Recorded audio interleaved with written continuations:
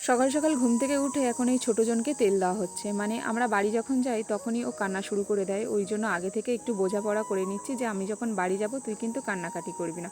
ও তখন বলছে ঠিক আছে, তুমি যাবে আসবে তো? আমি বলছি হ্যাঁ। আর এই দিদির নাতির জন্য আমরা প্রায় সময় ভোরের বেলা উঠে বাড়ি চলে আসি। আর আগের দিন গোপালনগর মেলায় গিয়েছিলাম, সেই জন্য আর সকালে উঠতে পারিনি, তাই বেলার দিকে বেরিয়ে পড়েছি আমি, মা আর আমার বাড়ি তো সাউথ 24 পরগনা, আর দিদির বাড়ি কিন্তু নর্থ 24 পরগনা। তাই যত তাড়াতাড়ি বের হবো তত তাড়াতাড়ি বাড়ি পৌঁছাবো। বাড়ি যেতে যেতে প্রায় 3-4 ঘন্টা সময় লাগবে। আর এই যে আমার দিদিটা এ যাবে দক্ষিণেশ্বর, যেহেতু আমার দিদির বাড়ি দক্ষিণেশ্বর। আর যেহেতু আমাদের ট্রেনের টাইম ছিল 1:10 আর আমরা 20 মিনিট আগেই চলে এসেছি, 1টা বাজতে এখনো 10 মিনিট বাকি। তো যাই হোক, অনেকক্ষণ ওয়েট করার পর এদিকে ট্রেন ঢুকে গেছে। আমার হসপিটালের পোস্ট থেকে অনেকেই কমেন্ট করেছে, দিদি পোস্ট তো করেছো কিন্তু কি কারণে তুমি হসপিটালে গিয়েছিলে সেটা তো আমি আগেই বলেছিলাম যে আমার ভালো দিনগুলো টুকিটাকি তোমাদের সাথে শেয়ার করি, কিন্তু আমার খারাপ দিনগুলো কেন জানি না তোমাদের সাথে শেয়ার করতে পারি না, বা আমি ক্যামেরা বন্দি করতে পারি না। সেই সময় দাঁড়িয়ে যে আমার মাথায় আসে না যে এইরকম সিচুয়েশনে ভিডিও করতে হবে। তো যাই হোক, আমার দিদির মেয়ের শারীরিক প্রবলেমের জন্য হসপিটালাইজ করতে হয়েছিল। আর এদিকে কথা বলতে বলতে দেখো আমরা শিয়ালদায় চলে এসেছি, আর আমাদের ট্রেনও দিয়ে দিয়েছে। শিয়ালদায় লেবে যে যার মতো ছন্নছাড়া হয়ে গিয়েছিলাম। দিদি চলে গেল দক্ষিণেশ্বর আর আমরা চলে গেছিলাম ডায়মন্ডে ট্রেন ধরতে। এদিকে 2:55 ট্রেনটা ছাড়বে, তাই তাড়াহুড়ো করে চলে গিয়েছিলাম সামনে। ভালো মন্দ করে কিভাবে যে 3-4 দিন কেটে গেল বুঝতেই পারলাম না। এখন চলে এসেছি আমরা হোটো স্টেশনে, আর আমাদের হোটো স্টেশন থেকে অটো স্ট্যান্ডটা অনেকটাই হেঁটে যেতে হয়, তাই মা আর আমি আগে আগে হেঁটে চলেছি